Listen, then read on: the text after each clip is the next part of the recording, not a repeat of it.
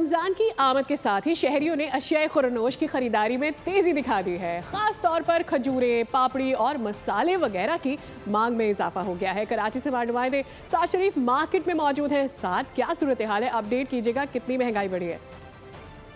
जी हाँ, रमज़ान मुबारक की आमद है और शहर की मुख्तलिफ मार्केट्स में जो शहरियों का एक रश देखा जा रहा है, जहाँ पर मुख्तलिफ अशिया की खरीदो फरोख्त का सिलसिला भी इस वक्त जारी है। अगर मैं बात करूँ रमज़ान मुबारक के हवाले से तो सबसे ज़्यादा जो लोग खरीदने के लिए निकले हैं वो है खजूर, क्योंकि हर घर की ज़रूरत है। हर शख्स ने जो रोज़ा खोलना है वो खजूर से खोलना है। और इस वक्त भी मैं एक दुकान में मौजूद हूँ। यहाँ पर हमारे साथ जो है वो दुकान के ऑनर भी मौजूद है।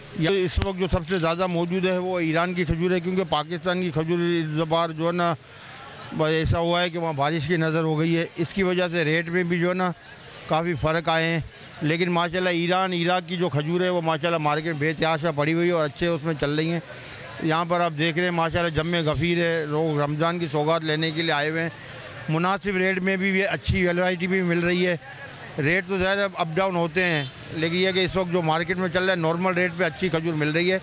और माशाल्लाह रमज़ान की आमद है तो आज से लोगों ने अपनी ख़रीदारी शुरू कर दी है। कितने आलू पापड़ कितने के हैं? 320 रुपये किलो हैं। ये मैदे के पापड़ हैं 170 रुपये किलो है। देखिए यहाँ पर आलू पापड़ भी हैं, मैदे के पापड़ भी हैं। 320 रुपये किलो और 170 रुपये किलो भी यहाँ पर जो है वो मैदे के पापड़ बेचे जा रहे हैं। इसी तरीके से फ्रूट्स, सब्जियाँ, मुख्तलिफ अशिया, मशरूबात, खजूर, तमाम चीज़ों में जो लोग हैं वो खरीदो फरोख्त में मसरूफ़ नजर आ रहे हैं। सब्सक्राइब करें और बेल दबाएं ताकि कोई खबर रह न जाए।